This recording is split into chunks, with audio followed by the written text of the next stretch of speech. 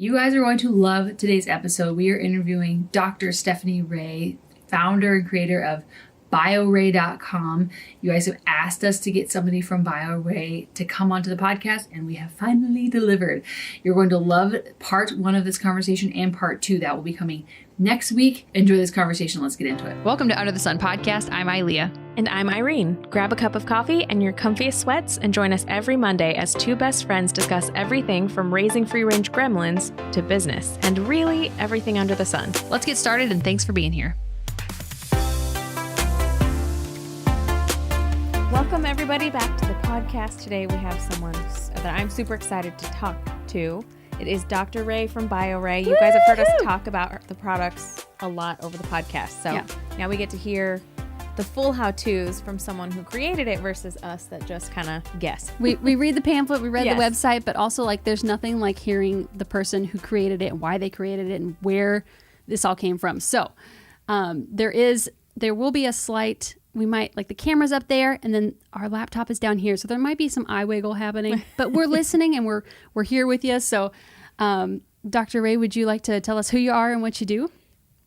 Well, first, thank you for having me on. I've listened to your podcast and I love how you talk about things. Thank you. You're very easy to listen to, and I think you make an impact because your mom's using things that are happening in real life, and that makes all the difference. Thank you. Thank you. So you're welcome. I am Stephanie Ray, and I wasn't always a doctor. I started out as a kid herbalist.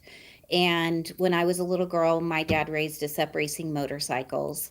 So I am an enduro racer across the California desert since I've been about 8. That's amazing. And it was so fun. And we still ride. My whole family, we still ride. But between races, I would pick herbs. And there was a woman that was the girlfriend of another rider from Mexico. And she taught me what the herbs did. And I didn't know. I thought I was just picking pretty things that smelled good or were interesting textures. And her name was Maria. And so I learned what chaparral did and wild sage. And that started a love of herbalism. So fast forward to my early 20s, and I started studying with Ron Teagarden, who is a master tonic herbalist. And I started learning about all the Chinese traditions, fell in love with them, that there was actually something to follow, empirical knowledge, and started formulating for him for customers on Saturdays. And then I met my now former husband, Dr. Timothy Ray, and I started Bioray with him, and we had 5 clinics. Wow. And then I went back to school and I got my doctorate in naturopathy. So it just became this I am a lifelong learner and studier. I love to study. I love to do research. And everything came out of curiosity, really. Just an interest in it. But also I've always wanted to help people. Don't know where that came from. I've had it since I was like 4. Oh. And it was just, I never thought it would be my vocation. So surprise, surprise, here I am in my 50s, and there's a company that actually makes herbal formulations, and, they make a difference in certain people's lives. It's the best when you compare up the thing that you love, both things that you love, helping people and herbs. And it just made this beautiful company. That is making a difference. Yeah. Because we use it on our kids. We have the adult products too. And not because we're affiliates. We had your products first. Yeah. I worked with a practitioner, and she prescribed, she recommended one of your products for me to take. And then that's how I learned about you, at least. Yeah. And you are making a huge difference. I mean, that's why we're here with you, because people have taken our recommendation and used Bioray, and they're like, hey, but we have questions about this. And that's why we're like, okay, let's reach out to Bioray and see if we can get somebody on the podcast to talk to us. And I'm so grateful that it is finally happening. So, Me too. So when it comes to what's the timeline of you starting the company with your ex-husband / having kids of your own, and then how did that all tie together, and then starting the business? What does that look like? Well, it's messy. It was way messy. It was 1990. There was no, 1 in 60 rate of autism yet. This was like just right before this sprang up. And so I became pregnant. Tim and I met. I was working at the tea garden. We hit it off. We were talking about herbs until like 3 a.m. He had a clinical practice. I'm really great at customer service and making sure people get what they need. So that part of his business wasn't being handled. Us caregivers, we just get in there and we're just like, what do you need? And what do you need? And what do you need? And you're just like all dealing it out. Okay, got it handled. And so he became one of the top clinics in LA County because we just got back to people right away. We didn't leave their lab results hanging out for 2 weeks. They heard back from us within the day that we received them. So I was really a stickler for really good customer service to our patients and clients. And Tim, we just became so busy that and it was all word of mouth, no advertising. And I became pregnant with Woody, our first son. And I had to put a playpen in one of the treatment rooms. And Woody would just sit on my lap. And while doing like the point tester, so we did EAV testing, which is measuring the meridians according to amperage and seeing if those meridians are agitated or they're underperforming. And then you put herbs or a remedy, a homeopathic, on a plate that's connected to it and see what you can do to bring that meridian into balance. Is that similar to frequency testing? It is. EAV stands for electro measuring, according to Dr. Vincent, who was a French practitioner of the meridians and really the electromagnetic field. So we know that they're called ting points. So they all have an ending on the hands, the feet, and so you can measure. They actually have a electrical current. We measured in nano amperages, meaning a very small waveform, and you can see if it's excited or underperforming, and it'll tell you how the lung meridian is doing, or all of the meridians. And then we would treat with acupuncture, and then we also had a sound table. So we would do the Tibetan chants, and they boom, boom, and so you're getting that all through the body, all the vibrations. We were really into really ahead of your time. Like that's really like that's stuff that people are talking about now. That like I feel like I'm just hearing now. Yeah, and like we did ozone bagging. Wow. We had hot and cold shower. Yeah, we did UVB, so ultraviolet blood irradiation. So taking blood out, cleaning it with a UV light, and then putting it back in. That's amazing. Yeah. It was a very full service clinic, and the babies just had to be there. I mean, I didn't know where to put them. I did eventually get support, but for the most part, they spent every day in the clinic with us. Yeah. And consequently, they kind of have they'll take anything like bitter. They don't even pretty much know what bitter is. They've taken every herb. Since they were little kids. So there's something in their palate that they can take a lot of the really bitter herbs. And they both work in the company now.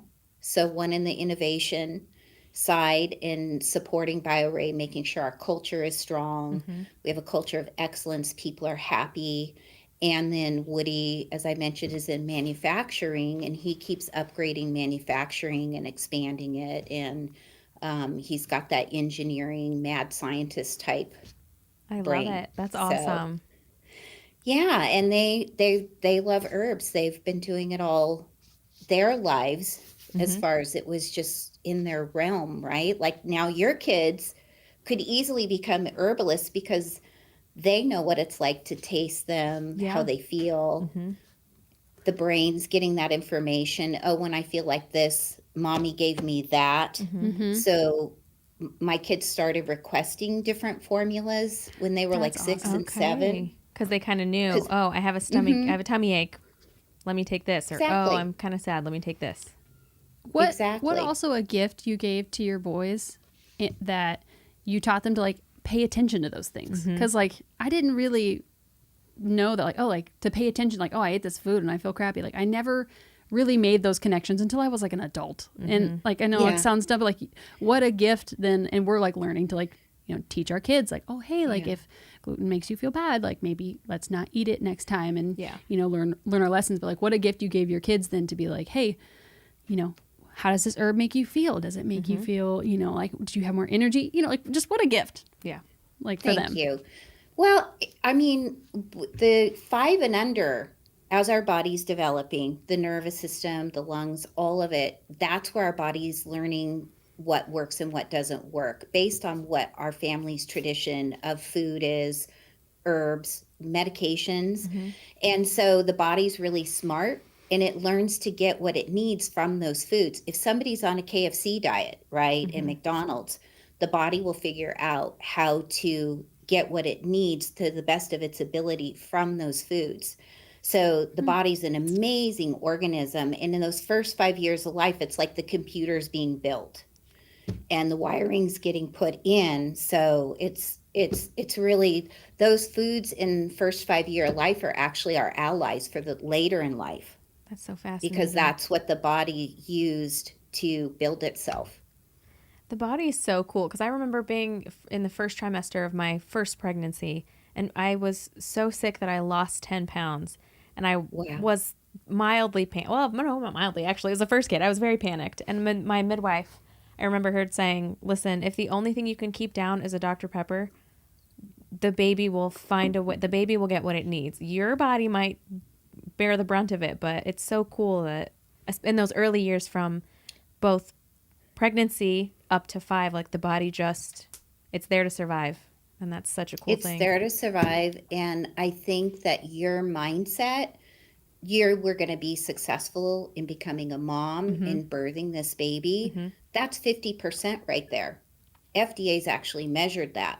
So a drug only needs a 50% impact, but they don't take into account that it could be that the people in that study got well just because they thought they would get well. Yeah. But that's all it takes. Mindset's so cool too. Yeah. So, yeah. So then, couple of different directions I want to go, but like, I'm so excited. What do you recommend then? Like, how did it look for you and your kids for the first 5 years of like nutrition wise / supplement tinctures? But like, what would you recommend to moms listening of like, hey, like I have a 2-year-old, a 3-year-old, who's maybe not adventurous in their palate, doesn't want, like, what would you recommend? And how did that look like for you and your family? I made congees because what does that mean? Our firstborn was allergic to everything. Okay. Can you imagine? So I bear this kid who, like, given the first little bit of mushed organic pear at like 6 months old, gets these big, patches of dry skin. So I was like, oh my gosh, Tim, we're going to have to go to congees. So congees are a traditional Chinese rice-based water. Basically, they cook it overnight, but you can either make them savory or sweet. And it depends. So your sweet things are going to open the spleen and the stomach meridian for kids that have tummy issues, a hard time digesting. So I just put herbs in there, cooked them overnight with the congee, and gave him the water, and he just drank it. And that I knew he was getting nutrition. And I would do a brown rice congee or a white rice congee.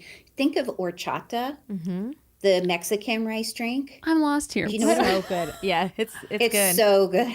It's so it's sweet like and yummy. rice pudding, but in a drink form. We've talked about this before, haven't we? Yep.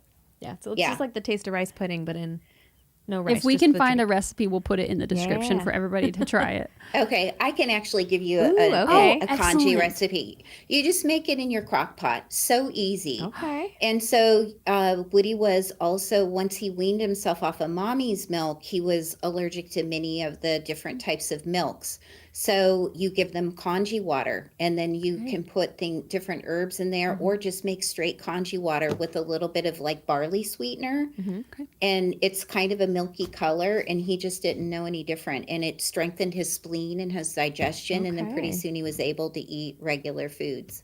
So then that's very interesting, because a lot of people think like, oh, my kid has allergies, they'll just never be able to eat this, or there's no way to like, you know, heal their or activate their spleen, or nobody really, traditional doctors don't tell you that. They're just like, oh, nope, just no bananas, no bananas for the rest of his life, or maybe they'll grow out of it, you know, which I'm like, do you really grow out of allergies? Is it more like environmental? Like okay. Well, if you consider for a baby, the stomach spleen isn't finished developing until 9 to 12 months year old.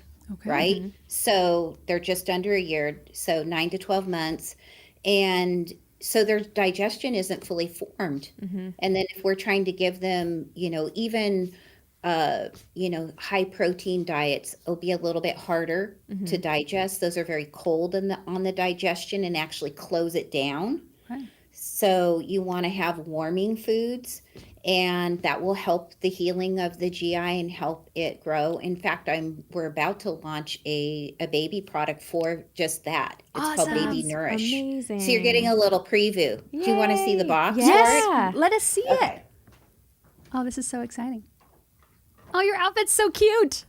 Oh, thank I love you. your pants. So this is Baby Nourish. Cute. Oh, that is cute. And so, yes, this is just for what we're talking about. So there's herbs in here that will warm the digestion, actually giving it the nutrients it needs so that it can develop as it's supposed to, and then be able to take nutrients from mommy's milk or from different foods. But it is an issue. And so a lot of this, yes, comes from my own experience as a mom, or that it was hard. Yeah. And that's what Tim and I have always said. You know, our job was to shorten the learning curve for other people if we could. Yeah. That's And kind share of the our mission information. too, because, you know, Because we're kind of first generation crunchy. I hate the term crunchy. Yeah. It's like overused now, but we're kind of first generation crunchy. Our moms did a great job. They did the best with the knowledge that they had. But we're really the ones that are like, okay, no, Mama, I was an antibiotic kid. Because my mom wanted the best for me, and she thought she could trust the doctors. And if they said, oh, she needed an antibiotic, she gave it. So now we're just flipping it a little more. But if we can help stop some of the gut issues I have from hitting my children and my grandchildren and other people's children, that's the goal. yeah, that's the goal. Yeah. And like just general motherhood of like, hey, I feel like our generation especially was like marketed to that like motherhood is a death sentence, and that's like you can't do anything. You can't. No traveling, nothing happening.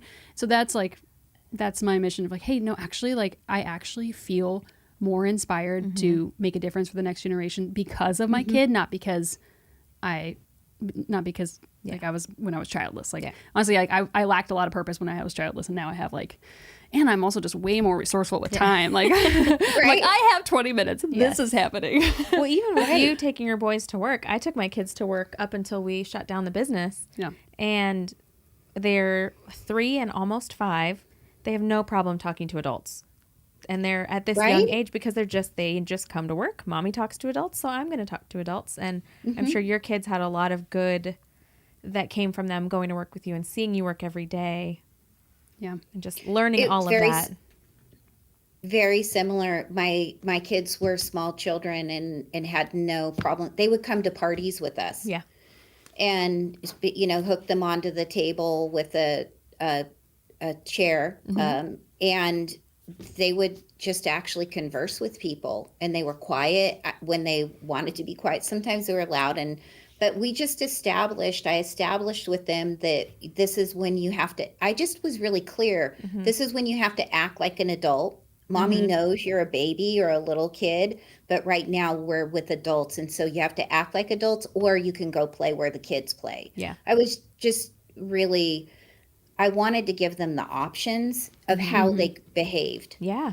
And then I also was aware sometimes just behavior takes over their little bodies and they're like, doing their thing. But Yeah, they're still very comfortable. They get into conversations with people like riding by on their bike and ask a question. Yeah. So they will stop people in the street and chat with them. So, yeah. It's a gift, especially with the newer generations that are kind of stuck in their phones.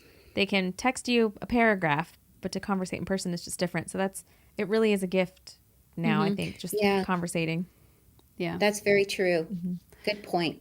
So can I go back real quick? Yeah, because I want to go back too. So I want to go back to the baby. How would a listener who's like, okay, I have a baby, how do you know if the spleen needs some help?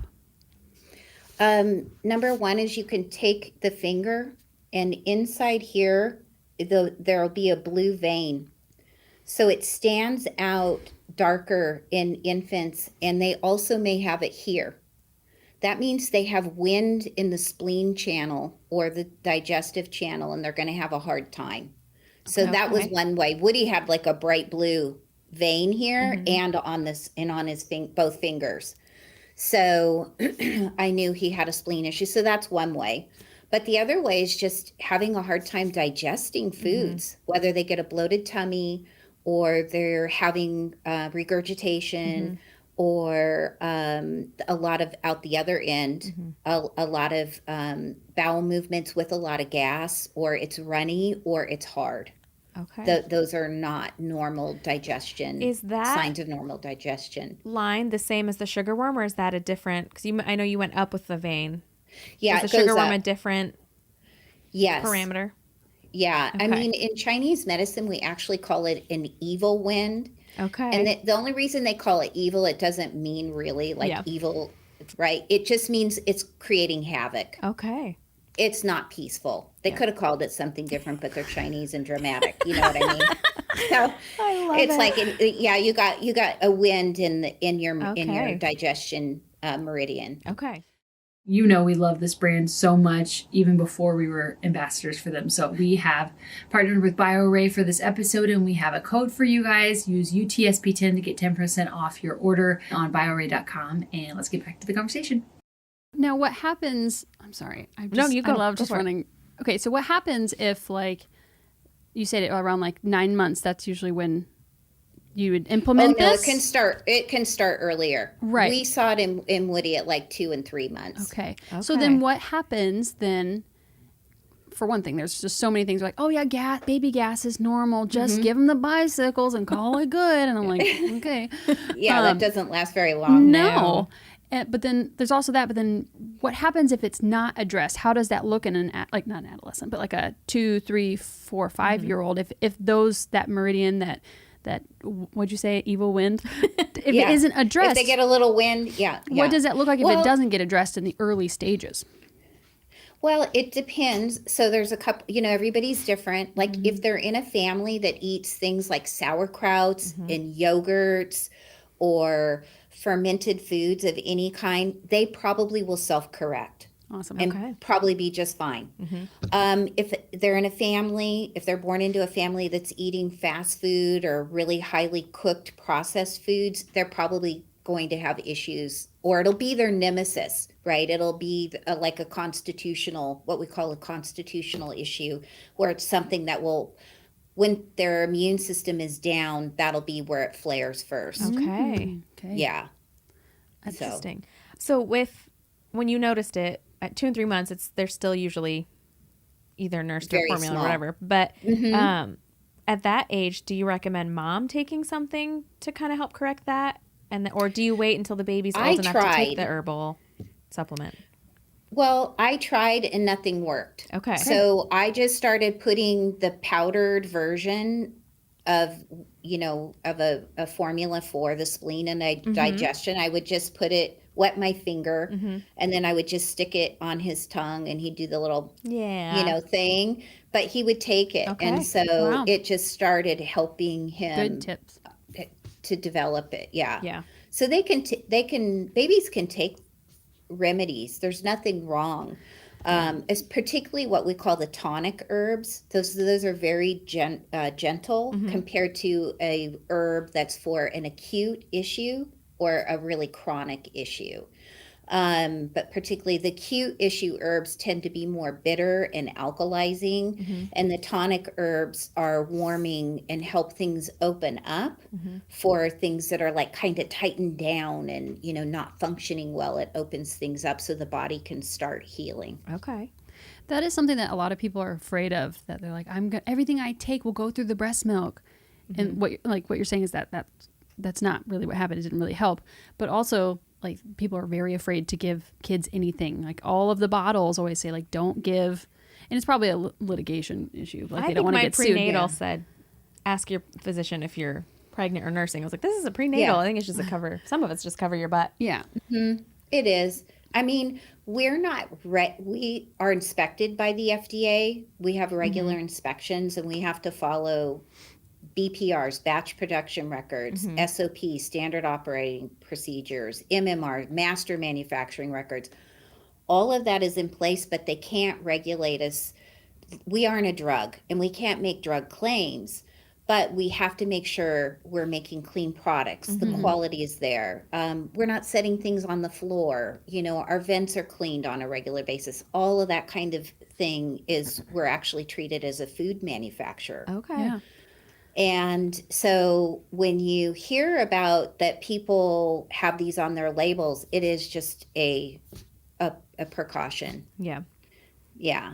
And most of the time, people in our country don't recognize that food is the medicine that we're giving our children. Yeah. Yep. Yeah. That's why I've been, my daughter's about to be 2 in June, and I've been made fun of a lot by, like, people in our life of not giving her sugar and, like, really trying to formulate her palate as best as I can. Like, we have so much fun. People are like, oh, you're no fun. I'm like, we have so much fun in other ways. Like, just because I don't give my kid, like, piles of ice cream, like, she eats literally what we eat. We eat roast, she has a roast. If we have, salmon, she has salmon. Like, it's not saying it won't be different with the second child, because I've heard that's a wild card, but, like, you are the you have the debit card that buys the food, and so, or buys the supplements. And this is, I'm so grateful for resources like your company. Like, you make such a huge difference in families, because in a world where, like, you can't really trust supplements, because, like, some things are just, marketed to be green and healthy, and it scares, moms of, like, I don't know what to give my kid.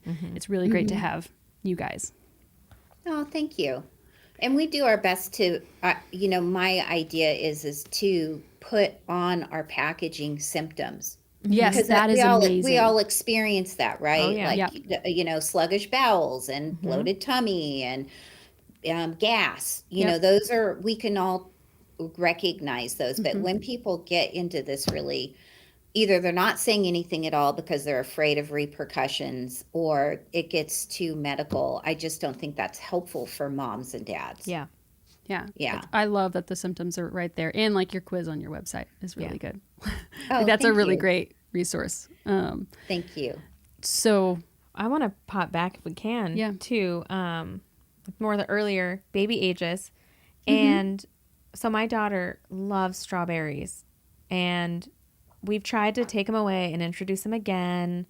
And she does not all the supplements, but as she needs them, I'll kind of go with my gut on her. But she always gets hives on her body when she eats those. What? Yeah, if, they're new, a high right? histamine food. No, that's been there for a while, and it was kind of paired with the milk. But now that she's had enough raw milk, I think she can still do raw milks. She can't really do, like, we did go get some ice cream the other day, and she broke out a little bit. But which of the child drops help with that eczema rash, or could potentially correct that strawberry issue? It would be Calm. Okay. Yeah. So Calm is going to support the liver detox pathways, but it's also, there's a whole immune system inside the liver that will help her eventually be able to tolerate more and more foods. Yeah. And so that's a thing. And the other thing that I did with my kids, and this is just like a homemade mom tip. I took foods that Woody was allergic to, and I took like a little teeny pinch, and then I put it, this has got cytoflora in it, but I put it in some water with a lid, and then I shook it 30 times. And then I took a drop of that and put it in another glass of water. And then I shook that 60 times. And so that was a homeopathic of the food that Woody was allergic to. Okay. And I would give him drops of that every day.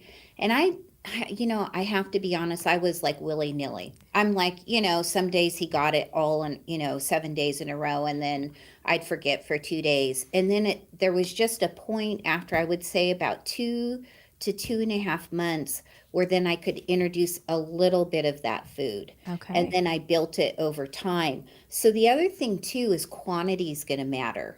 So when the allergy to something is high, somebody may be able to tolerate a little bit, but a lot's going to throw the threshold over, where the body goes into the fight or flight mode. Yeah. It sees it as a foreign body to do something with, right?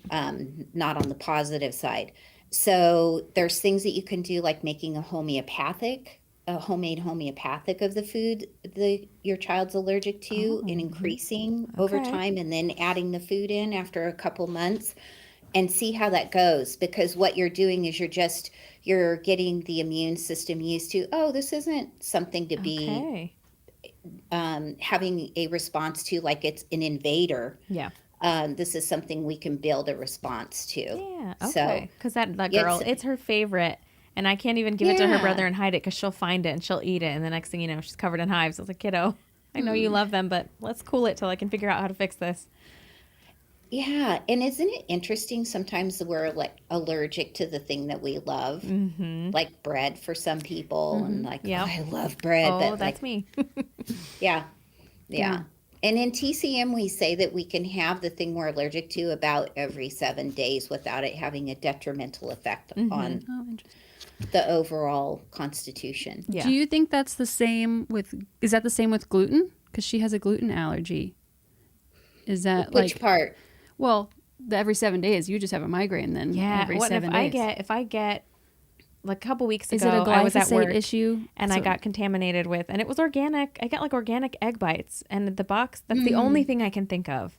But I can tell when I get glutened, I get like the same pain in the back of my head that I've had since I was a kid. And I'd get such bad migraines that I would just be out. And a couple times they would take me to the ER for morphine and nausea shots, because the migraines were so bad.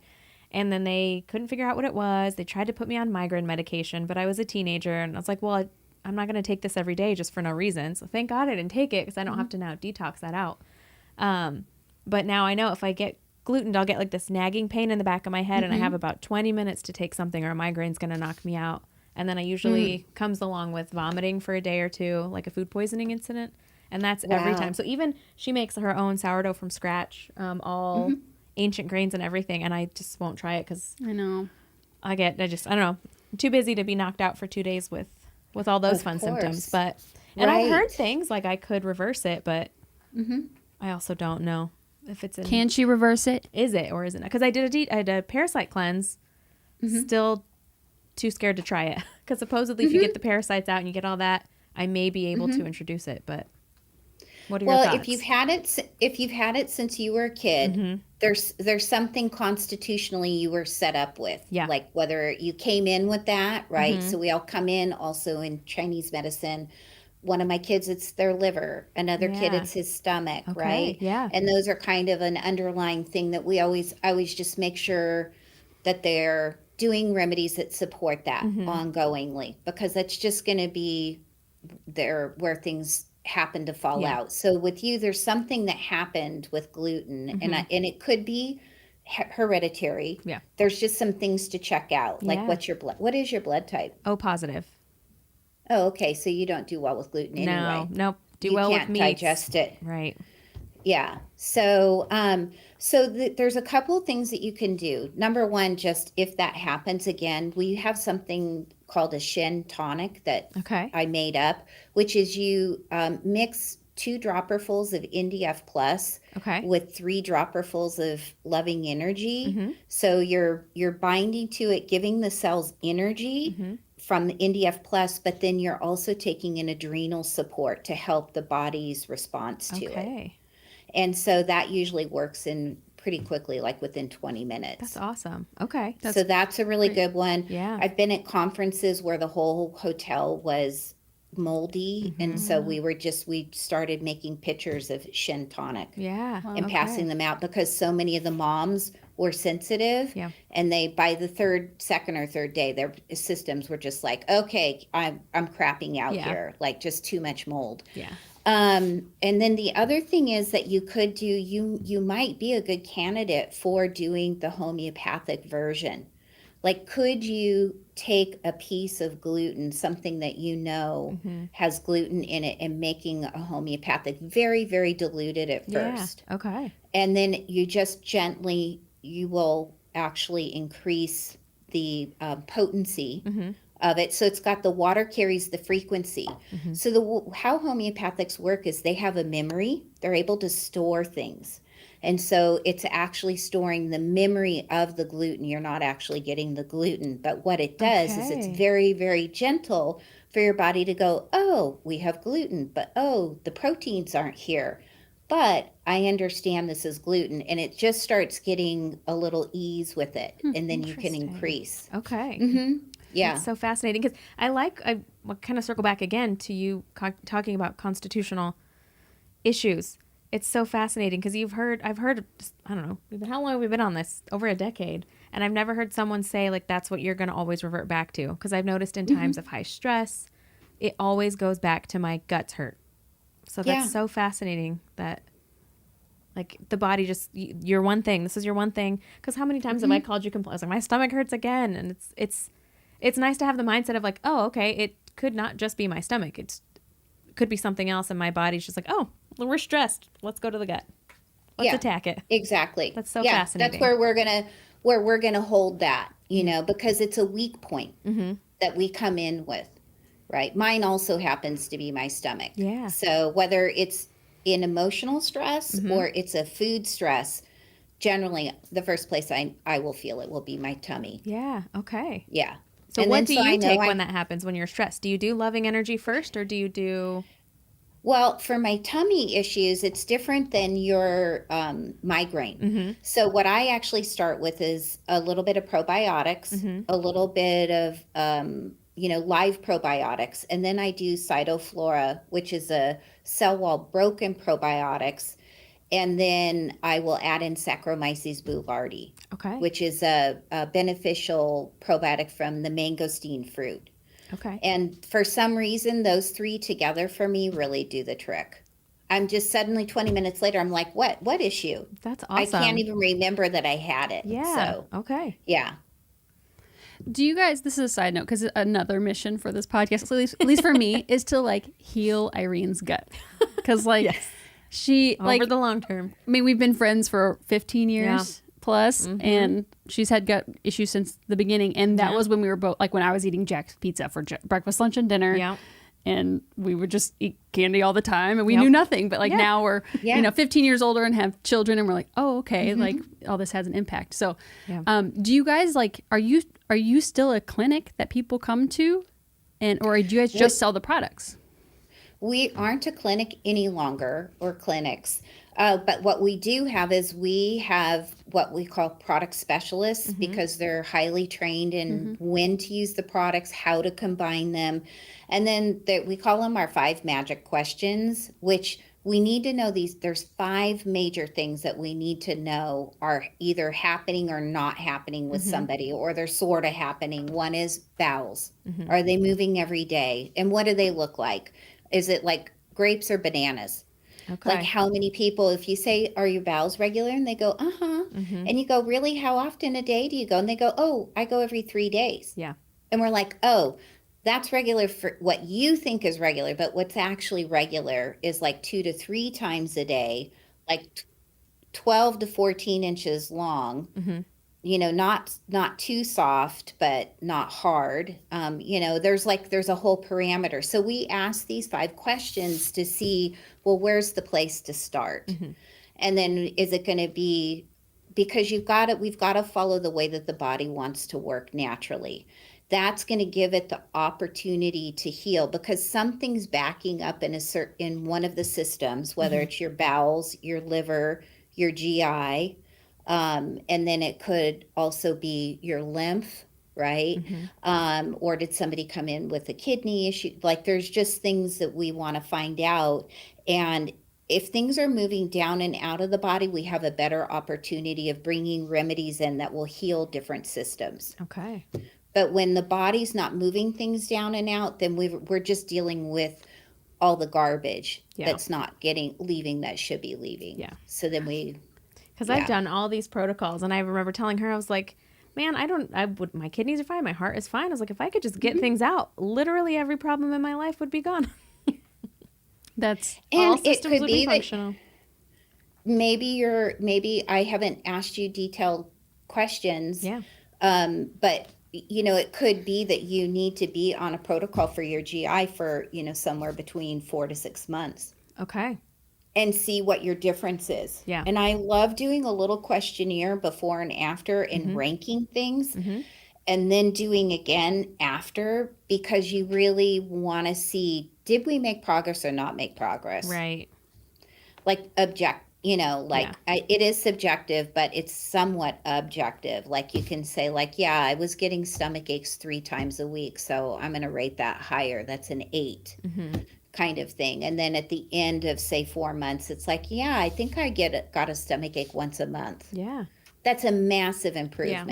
Yeah. Oh yeah. And just even a 2% improvement means we're moving in the right direction. But generally, I like to see a 50 to 75% improvement within. That's what I would like to see. 2 Yes. weeks. For you. I know you want it to, but I want it for you, friend. Yeah. Well, and I've tried course. PEMF. I've done, you name it, and I've probably tried it. But what a lot of it was when I was working with practitioners, and they were great. And I feel like every practitioner helped nudge it like a 2% better each time, which is good. But I love that your tinctures are liquid, because I know I have poor absorption. So after spending, over the last decade, thousands of dollars probably in supplements, now I know if I'm getting a liquid under my tongue, I'm actually getting it versus taking a pill that's probably going to just not go anywhere in my guts. It's really nice to have the liquid availability.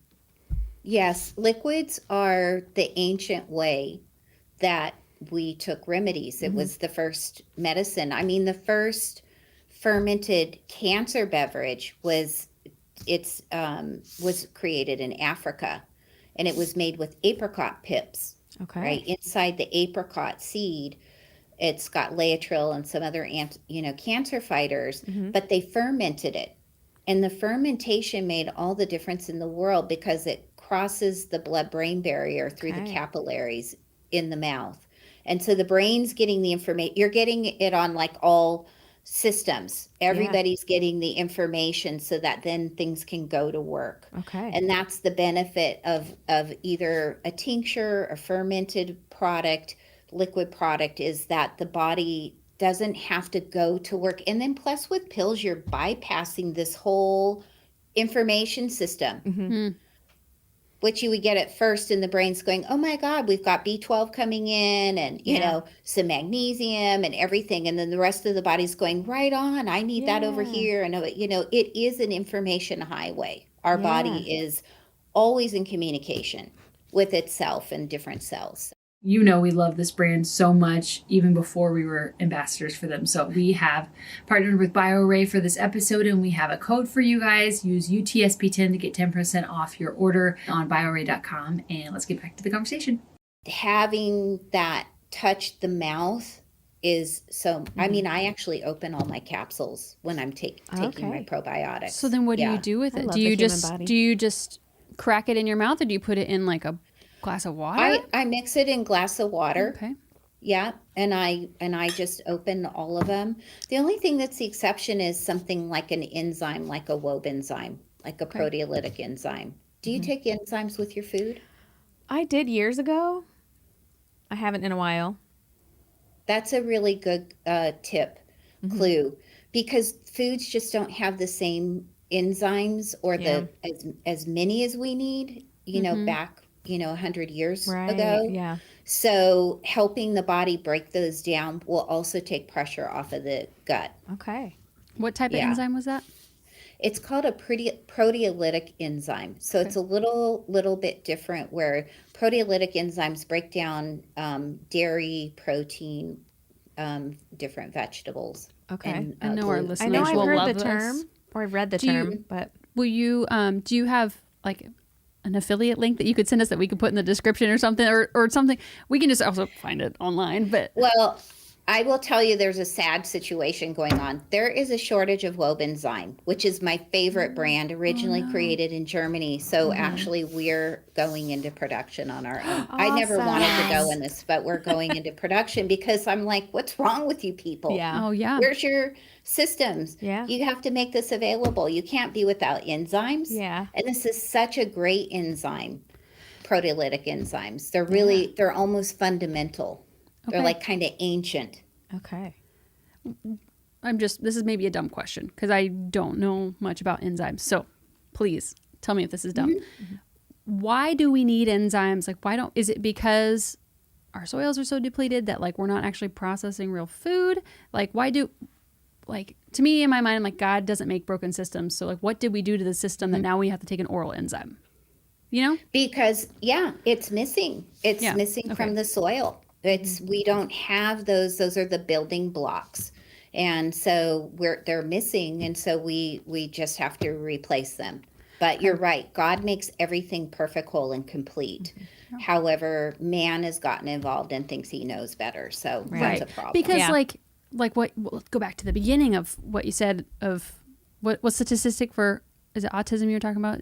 Well, now it's 1 in 6, but when my kids were little, it was 1 in 60. Wow. Well, okay, this is what we get canceled all the time on Instagram for the things we say, but like we're not healthier as a society. Like we have not, people are like, oh yeah, trust your doctor, do everything they say, but it's like we're not better we've actually gotten worse. Like the longevity of our life has been cut short, and people are on way more medications way earlier in life, and like we're not doing well. So no, what would you help us? Okay, well, I will tell you. So there's a thing that FDA and other agencies look for. You, as two gals, just talking about your heart's desires for society and other parents and kids, you can talk about the structure of the body and the functionality of the body.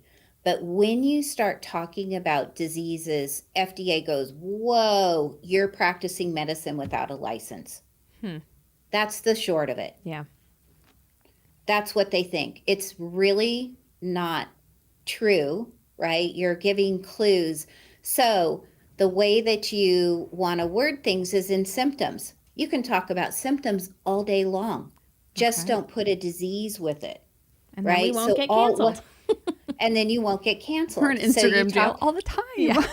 Oh my God. We got into jail with our emails with MailChimp, and I called it JailChimp. JailChimp. And we were in JailChimp for like a year and a half. I was like, oh my God, what's wrong with you people? Yeah. But the thing, and I get, everybody's trying to protect their ass, and I'm like, okay, I understand. So I will be responsible and accountable, and I will back that up. And so what we've done is we actually even share with our customers on Facebook how to speak, so we can talk to them. Oh yeah. And get the exchange going, because that's what it's doing, is it's stopping the conversation when we speak in disease terms. But if we talk in symptom terms, then we all know what we're talking about. Yeah. Yeah. So we can talk about that all day and no problem. This is good to know. It's kind of like, I don't know if you're following it, but this whole Washington Post article that came out about hormonal birth control in women, and they're like, oh, all this misinformation about birth control. And it's like, or is it? It's in the pamphlet. Is it misinformation, or is it reading off, like, is it validating the side effects that are actually happening to real women, saying, hey, this is happening to me, and it's in the side effects in your insert, and it's happening and it's real, but you're saying it's misinformation, and you're spreading misinformation and making women do things, whatever. Anyways, it's so dumb that we have to speak in code and just to get healing, because it's not beneficial to the pharmaceutical industry if, like, we're not here to pick a fight or make anyone feel like a bad mom. We're genuinely just here to say, like, hey, this is something we maybe struggled with, and she struggled with and my friend struggled with. Let's just help everyone's trend lives here. get a little better. Yeah. Yeah. Yeah. Yeah. Yeah. No, it's totally true. I had a miscarriage after my second baby, which is actually a high statistic that 1 in 3 moms will miscarriage after the second birth, which I had no interesting. idea about. I was like, are you kidding me? And Do they know luckily, what the statistic? Why? Why? Yeah. Do they know why? No, I asked the doctor. He said, no, it's just a statistic. If you take all of these thousands and thousands of moms, that's what the numbers pan out to. We don't know why. And one of the things that I found was that it's just to acknowledge it, but to also say like, hey, sometimes it's good to, that's why Bioray will never take a position of one way's the right way. I have to say we have worked with patients who were saved by chemotherapy, by radiation, but guess what? They were on a heavy protocol with us measuring their biochemistry, their urine and saliva, measuring their pH, their ammonia, their nitrates, all of that. So we knew exactly what foods supported their body while they went through the chemotherapy. That's the trick. How do we balance that? So my thing is that not one way is absolutely the right way. If you break an arm, you want to go to the doctor, you want to go to the hospital and get that fixed. And you may need to be on antibiotics if it was exposed to dirt or something, but it's the regularity of it. And then there's ways that we can heal the gut after being on antibiotics. That's the part I want to share with people is do what you need to do in the moment. We can fix the damage afterwards. That's how impressive like God's design, like the body. If something interrupts the natural system, like an antibiotic, like we have the ability to then take tinctures and heal ourselves. Like with the right tools, your body can go back to factory reset, basically. Yeah, it's and incredible. in Chinese medicine, they would actually put it in a chicken once a month for the ladies, for the girls in the house, the mom, the daughters. They stuff a chicken with all herbs that actually replenish after the luteal cycle of a period. So they rebuild all of the blood. You've got all your minerals back so that the next time you have your menses, you're not going to be depleted. So we're having a friend's dinner. Yeah. Well, I actually have meat birds arriving the 1st of April. So. Fantastic. Yeah. So we will be raising and harvesting our own meat birds here soon, and she'll benefit from it because you're getting a bunch for your freezer. So, yay! I won't stuff it with herbs. You're responsible for that part. Okay. But we've lost that tradition. Yeah. And that's part of just being a human being and utilizing what God gave us that grows. Right. Are there any, what books do you recommend? Because I know we're starting to build our home libraries on natural remedies or whatever, but do you have any books you recommend that are good herbal? It's a great question. I do. I love Ted Kapchuk's The Web That Has No Weaver. Okay. Yeah, it's a great Never heard of it. That's awesome. We'll read it. It'll be here by Tuesday. That'll be great. Yeah, that's a great book.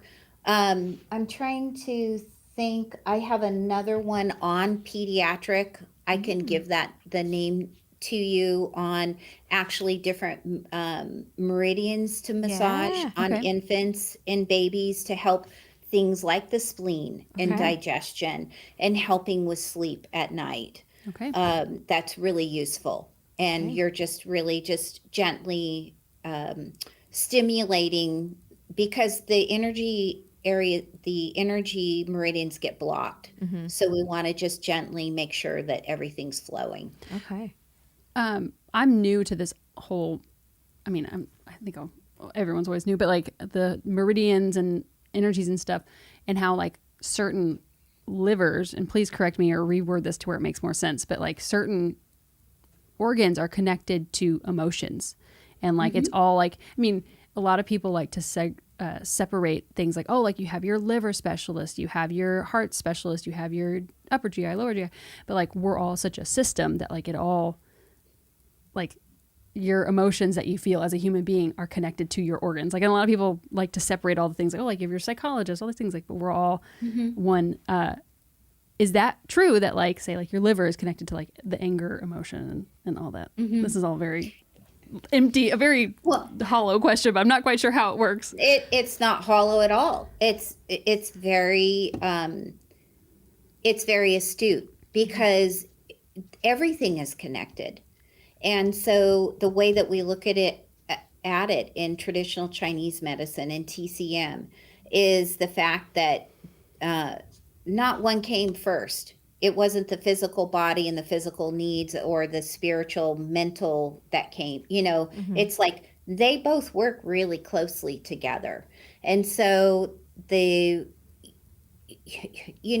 we want to look at is, for example, the lungs hold grief.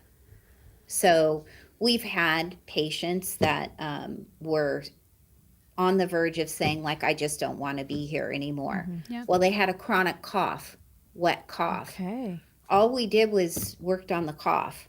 And their psychiatrist said, oh my God, I don't know what happened, but he's dating, he's going for walks, he's getting out of his home.